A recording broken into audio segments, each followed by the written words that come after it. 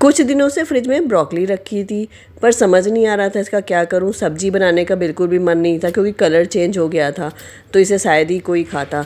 सोचा सूप बना लूं, फिर वो भी कैंसिल कर दिया। फिर फ्रिज खोल के देखा तो कुछ बॉइल्ड पोटैटोस और पनीर और गाजर निकल आई। तो फिर मेरे दिमाग में आइडिया आ गया, तो चलिए मैं बना रही हूँ एक इवनिंग स्नैक्स जो खाने में बहुत ही टेस्टी और साथ में हेल्दी भी है।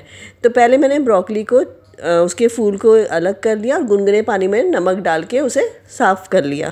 मैं ब्रोकली और फूल गोभी ऐसे ही साफ़ करती हूँ। उसके बाद अनियन को ले लिया, बारीक बारीक चॉप कर लिया। इसके लिए ginger, onion, green chilli, coriander leaves, lemon, black pepper, chaat masala, बहुत सारी चीज़ें चाहिए, मैं आपको बता दूँगी जो इजीली घर में अवेलेबल होती हैं।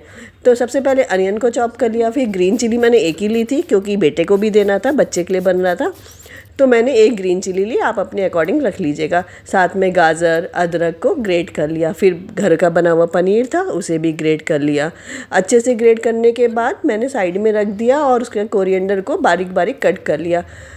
फिर उसके बाद मेरे पास कुछ बॉइल्ड पोटैटोज़ भी पड़े थे, उसको भी मैंने ग्रेट कर लिया क्योंकि बाइंडिंग में फिर जब हम इनकी बॉल्स बनाएंगे ना तो फिर वो अच्छे से बन जाएगी, तो इसलिए ग्रेट करना ज़्यादा अच्छा है। अगर आपके पास मैशर हो तो आप उससे मैश कर सकते हैं।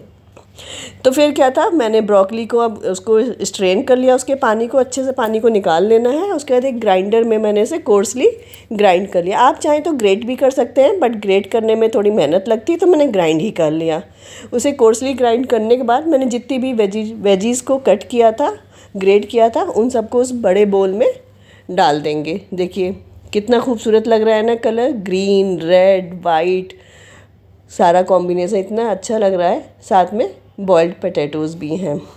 उसके बाद हम इसमें मिक्सिंग के लिए इसमें हमने पहले नमक डाल दिया, ब्लैक पेपर को डाल दिया, फिर 2 चम्मच चाट मसाला डाल देंगे और इसमें थोड़ा सा लाइम जूस भी डाल देंगे, जो मैं डालना इस समय भूल गई थी, मैंने बाद में डाला है। और बाइंडिंग के लिए हम इसमें बेसन डाल देंगे और इन्हें अच्छे से मिक्स कर लेंगे।